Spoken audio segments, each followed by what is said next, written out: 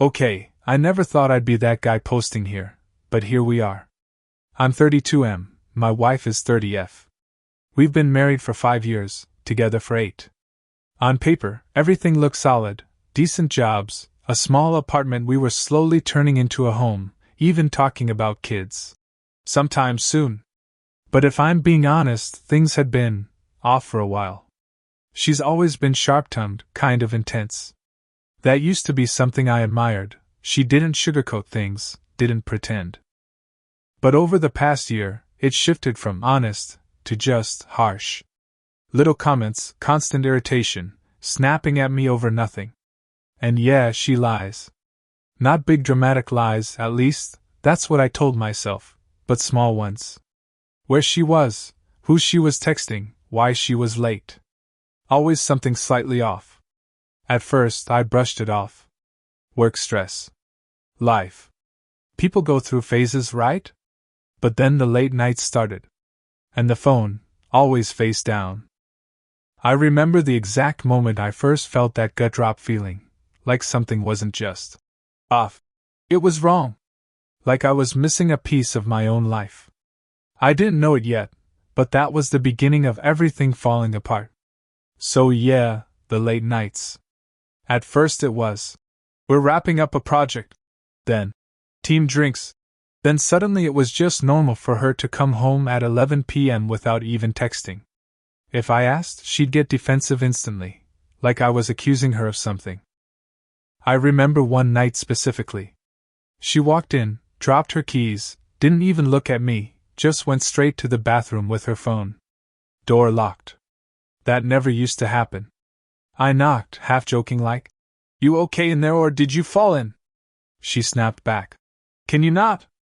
I just want 5 minutes without being interrogated." Interrogated. That word stuck with me. After that, I started noticing everything. How she'd angle her screen away from me. How she'd smile at her phone, not like scrolling, but like someone was making her smile. Then I'd ask what's funny and she'd just say, "Nothing," and lock it. One time she told me she was staying late at work again. I don't know why, but something in me just didn't buy it. No big reason. Just that same gut feeling.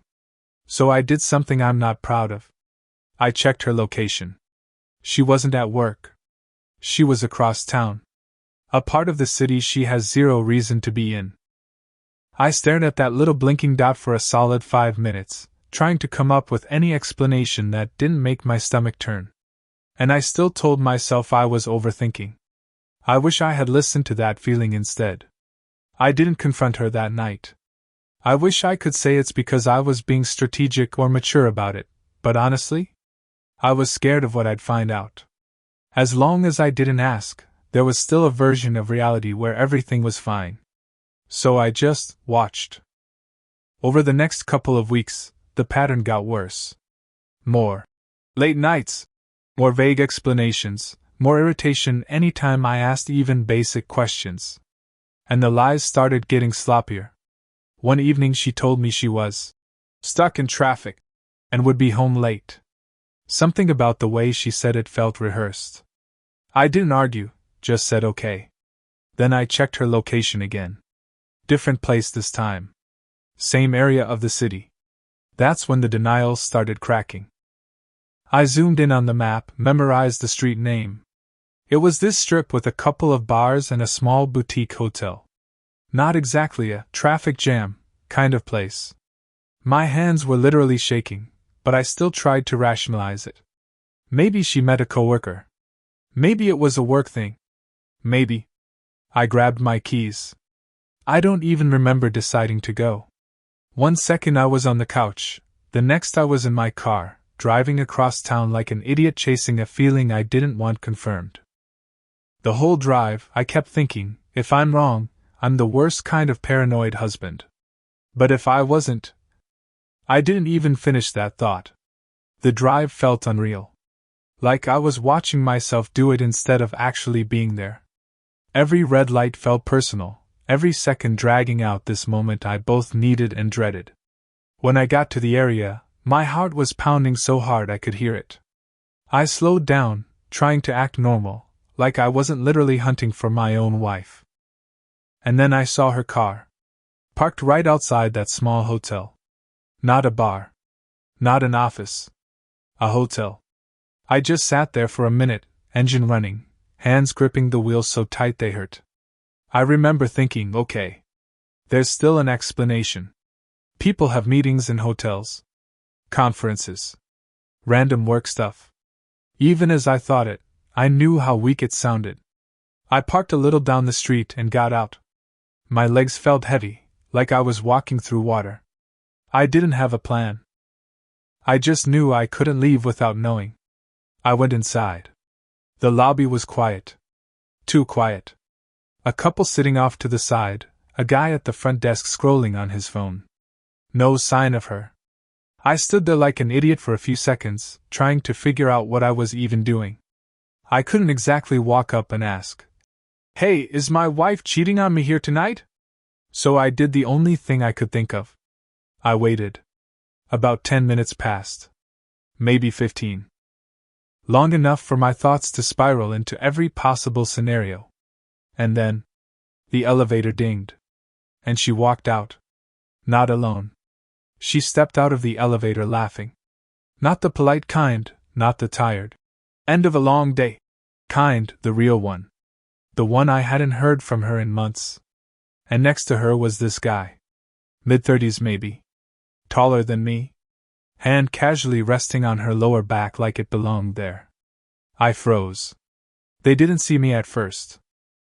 I was off to the side, kind of half hidden near one of those fake plants, which sounds pathetic, but I genuinely couldn't move. Then she leaned into him slightly, still smiling, and said something I couldn't hear. And he kissed her. Not quick. Not ambiguous. Not something you could misinterpret. Just clear. I swear my brain just stopped working for a second. Like everything went silent, even though I knew the lobby wasn't actually quiet. It was like watching a scene that didn't belong to my life. My first thought wasn't even anger. It was, oh.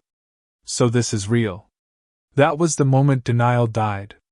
I must have made some kind of noise or shifted, because she turned her head and saw me. The smile dropped instantly. Like someone flipped a switch. For a split second, we just stared at each other. Her face went from shock to something else. Not guilt. Not even panic. Annoyance. Actual annoyance. Like I was the problem for being there. And that's when everything inside me finally snapped into place. We just stood there for a second, staring at each other like two strangers who accidentally walked into the same scene. Then she sighed. Not panicked. Not ashamed. Just annoyed. "Are you serious right now?" she said, like I just embarrassed her in public. That hit harder than anything else. I walked toward her slowly, my head buzzing, trying to keep it together. "What the hell is this?" I asked. My voice didn't even sound like mine. The guy next to her immediately stepped back, hands up like he didn't want trouble. "Hey man, I didn't know." She cut him off. "You can go," she said, barely even looking at him. And he actually did. Just like that. Gave me this awkward, half-apologetic look and walked out, leaving me there with my wife, in a hotel lobby, after I just watched her kiss him. I turned back to her. "You want to explain?" She rolled her eyes. Rolled her eyes. "It's not what you think," she said. I actually laughed. I couldn't help it. "I just watched you kiss him. It's complicated," she shot back. "And you showing up like this is insane. Are you tracking me now?" That's when the argument flipped somehow, like she grabbed control of the situation and twisted it. "You've been acting weird for months," she continued. "Checking up on me, questioning everything. This is exactly why I didn't want to tell you anything." I just stared at her, trying to process how we got here. "Didn't want to tell me you're cheating on me?" She crossed her arms. Defensive. Cold. "I didn't say that. You didn't have to." There was a pause. Heavy. Tense. And then she said something that I don't think I'll ever forget. "I wasn't getting what I needed from you. That line just echoed in my head. For a second, I genuinely didn't know how to respond. Like, what do you even say to that? We weren't talking about forgetting to take out the trash. She was standing in a hotel lobby after cheating on me, acting like this was some kind of justified reaction. I looked at her and said, "So this is your solution? Lie to me for months and hook up with some random guy?" "He's not random," she snapped immediately. Of course he wasn't. That stung more than I expected. "How long?" I asked. She hesitated. Just for a second. But I saw it. "Does it matter?" she said. "Yes, it matters." I raised my voice without meaning to. A couple in the lobby glanced over. I didn't care anymore. Was this a one-time thing, or have you been doing this behind my back for weeks? Months? She exhaled like I was exhausting her. A few months. There it was. Everything started rearranging itself in my head.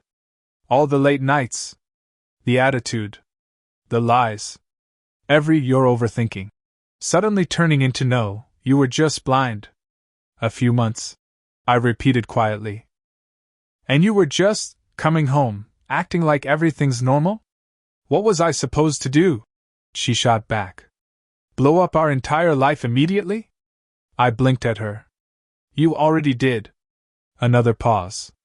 For a split second, I thought I saw something crack, maybe guilt, maybe doubt. But it disappeared just as fast. Instead, she doubled down. You haven't exactly been a perfect husband, she said. You're distant, you don't listen, you've been checked out for a long time. I shook my head slowly. So your response was to cheat. I found someone who actually pays attention to me, she said, quieter now, but sharper somehow. That was the moment it really hit me. This wasn't a mistake to her. It was a choice. It was a choice. That thought just settled in my chest like something heavy and permanent. Up until that moment, some part of me was still trying to frame this as a mistake. A bad decision. Something impulsive she might regret. But the way she stood there, calm, defensive, almost irritated, made it clear this wasn't something that just happened. This was something she kept choosing. I ran a hand through my hair, trying to ground myself. So what now? I asked. You just keep seeing him? She didn't answer right away. That silence said more than anything else. I don't know, she finally said. Things have been complicated. I let out a bitter laugh. Yeah, I can see that. Another pause. Neither of us moving, just standing there in this awkward, exposed space where everything had already been said, but nothing felt resolved. Are you in love with him? I asked. I don't even know why I asked that. Maybe I thought if she said no, there'd still be something left to hold on to. She looked away for the first time. It's not about that, she said. Which, in my mind, was basically a yes. I nodded slowly. Okay. And that okay wasn't acceptance. It was more like something shutting down. Because suddenly, all the fighting, all the questions, all the why, it started to feel pointless. She had already stepped out of the marriage. I was just the last one to officially realize it. I'm going home, I said. She frowned slightly. We should talk about this. I looked at her, really looked this time, and it felt like seeing a completely different person than the one I married. We just did, I replied. And I walked out. I didn't look back. Not even once. The drive home was a blur. I don't remember traffic, I don't remember the route, I just remember gripping the steering wheel and feeling like my entire body was running on autopilot. It's weird. I always thought if something like this happened, I'd be furious. Yelling, breaking things, doing something dramatic. But I wasn't. I just felt hollow. Like someone scooped everything out of me and left this empty space where 8 years of my life used to be. When I got home, the apartment felt different. Same furniture, same smell, same stupid half-finished shelf we kept saying we'd put up together, but it didn't feel like ours anymore. It felt staged. Fake. I sat on the couch and just stared at the wall for a while. I don't know how long. Time didn't really make sense. Then the thoughts started creeping in. Every memory suddenly had this question mark attached to it. Vacations, birthdays, random lazy Sundays. Was she already lying back then? Was I just missing it the whole time? I grabbed my phone. No messages from her. Of course. About an hour later, she finally texted. "We need to talk when you calm down." That was it. No apology. No explanation. Just that. Something in me snapped again, but this time it wasn't loud. It was quiet. Cold. I didn't reply. Instead, I got up, walked into the bedroom, and opened her closet. I don't even know why. Maybe I was looking for, I don't know, confirmation? Proof? Something to make this feel real. And yeah, I found it. A small bag tucked behind some of her things. Not hidden well, just enough that I wouldn't notice unless I was actually looking. Inside were clothes I'd never seen before. Definitely not work clothes. And a second phone. A second phone. I just stood there holding it, staring like it might explain itself. That's when the hollow feeling started turning into something else. Something heavier. And a lot harder to ignore. Yeah, the second phone. I wish I could say I handled that discovery calmly. Thought it through, respected privacy, all that. I didn't. My hands were shaking as I turned it on. No password. Which somehow made it worse, like she never even considered I might find it, or just didn't care enough to hide it properly. And yeah, everything was there. Messages. Photos. Call logs. Months of it. I'm not going to get into graphic details, but it wasn't just flirting. It wasn't casual. This was a full-on relationship. Plans, inside jokes, complaints about me, that part hit harder than anything. Reading someone you love describe you like you're a burden, that does something to your head. There was one message that stuck with me. He asked her why she hadn't just left me. And she replied, "It's not that simple. He's stable. I just need time." Stable. Not loved. Not important. Just convenient. I sat down on the edge of the bed, phone in my hand, feeling like I was looking at a completely different version of my life. One where I was just background noise. I don't know how long I stayed like that. At some point, the anger finally showed up. Not explosive. Not screaming. Just the slow, burning kind that settles deep and stays there. Because it wasn't just the cheating. It was the lying. The planning. The way she came home every day and acted like everything was normal while living this whole other life behind my back. That's what broke something in me. Not the betrayal itself, but how easily she carried it. Around midnight, I heard the front door open. She was back. I didn't move. I was still sitting on the edge of the bed with the second phone in my hand when I heard her keys, the lock, the door opening like nothing in the world had changed. She walked in like it was just another night. Then she saw me. Saw the phone. Everything froze for a split second. And then she sighed again, like she was tired of this whole situation. "You went through my things," she said. Not "I'm sorry." Not "we need to talk." Just that. I stood up slowly. My voice came out flat. "You have a second phone." She didn't deny it. Instead, she crossed her arms. Defensive posture, like she was preparing for a conversation she'd already rehearsed. "You weren't supposed to find that," she said. That line almost made me laugh. Almost. "So you admit it?" I asked. She hesitated. Just enough to make it obvious she was choosing her words carefully. "It's complicated," she repeated. Again. That word. Complicated. Everything in me tightened. "Stop saying that," I said. "Just say it. You cheated. For months. You lied. You built another relationship behind my back." She looked away for a second, then back at me. "I wasn't trying to hurt you," she said. That did it. I actually stepped forward. Not aggressively, just closer. But you did, I said. Every single day. While looking me in the face. Silence. She exhaled slowly, like she was trying to stay calm. I didn't plan for it to happen like this. That's not an accident, I said. That's a series of choices.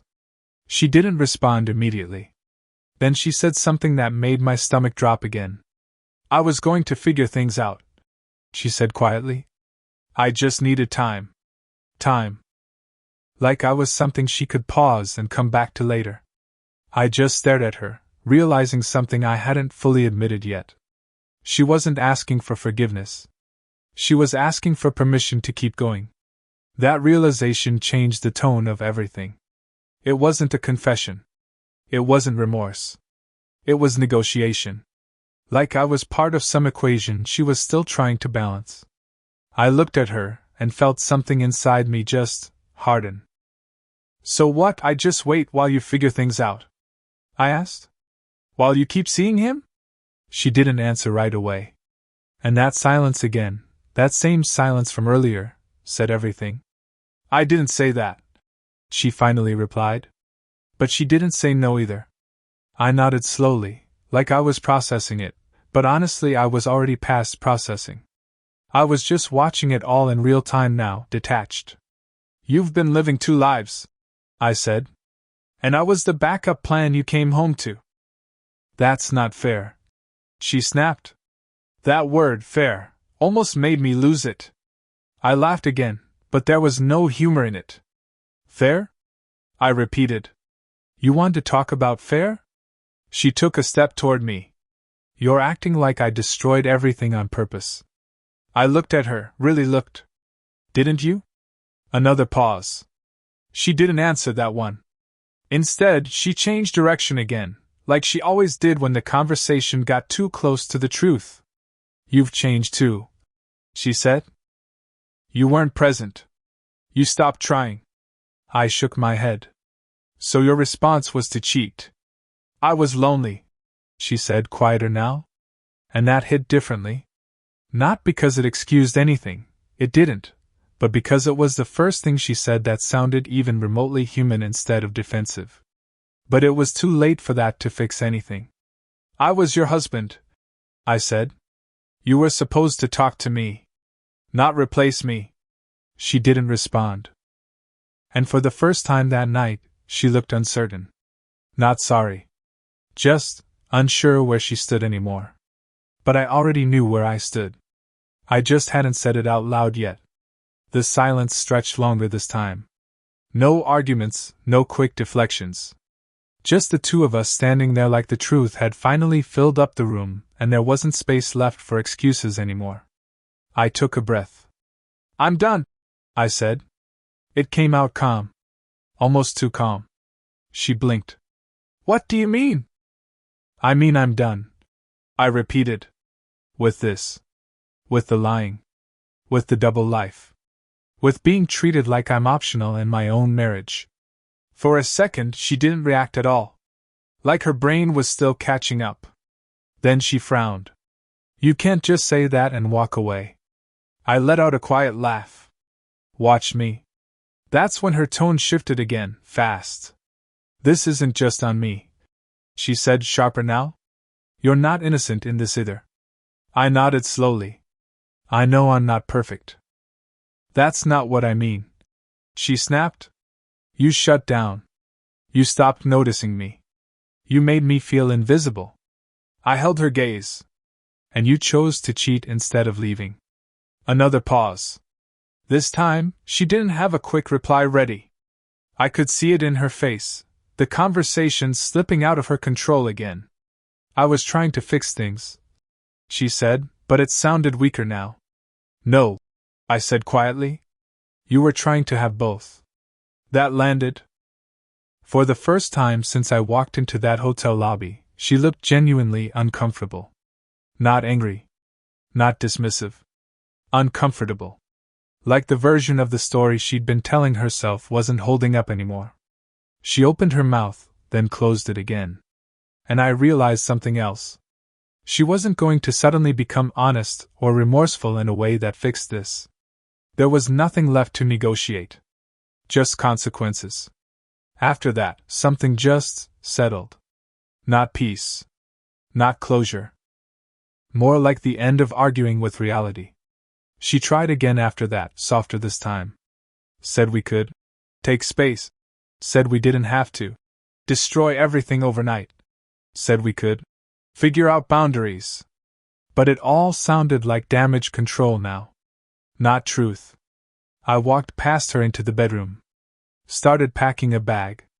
That's when she followed me. "You're seriously doing this right now?" she asked, like she still couldn't fully accept it. I didn't look up while folding clothes. "What do you want me to do?" "Talk to me," she said. "Not just shut everything down." I paused for a second, then finally looked at her.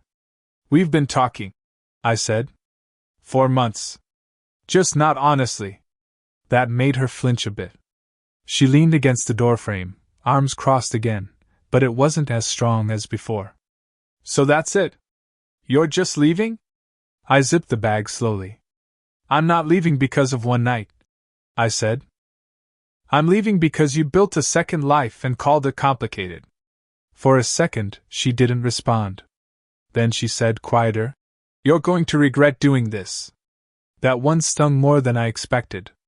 Not because I believed it, but because of how easily she said it, like I was the one making the irrational choice. I picked up the bag. Walked past her. At the door, I stopped for half a second. I don't even know why. Maybe habit. Maybe memory. Then I said, "I already regret staying as long as I did." And I left. This time, I didn't come back. The first few days after leaving were honestly the strangest part.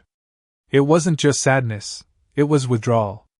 Like my brain kept expecting her to walk into a room, send a message, act like none of it happened. Even knowing everything, part of me still waited for the normal version of life to resume. It didn't. She texted a lot at first. Angry messages, then calmer ones, then weirdly emotional ones in the middle of the night. Some blamed me. Some tried to rewrite what happened. A couple even sounded like apologies, but they always came with conditions attached. I didn't really engage. I just read them and stopped responding. Eventually, I made a decision: divorce. Not as a dramatic statement. Not to punish her. Just because there was nothing left to rebuild from that didn't involve lying to myself. The practical stuff was messy. Lawyers, dividing things, awkward back and forth about who gets what from a life that suddenly felt smaller in hindsight. She tried one last time to talk properly. Said she regretted how things unfolded, said she didn't think it would end like this. But that was the thing. It did end like this. Not in one moment, but in 1,000 small choices she made long before I ever walked into that hotel lobby. What I learned from all of it is simple, even if it hurts to admit. If someone is willing to lie to you repeatedly, they're already telling you who they are. You just don't always want to believe it. And if you're constantly feeling like you're overreacting, while something feels wrong, you're probably not imagining it. Trust your instincts earlier than I did. Don't wait for proof to become irreversible. Because once it does, you don't really get closure. You just get clarity. And sometimes that's worse.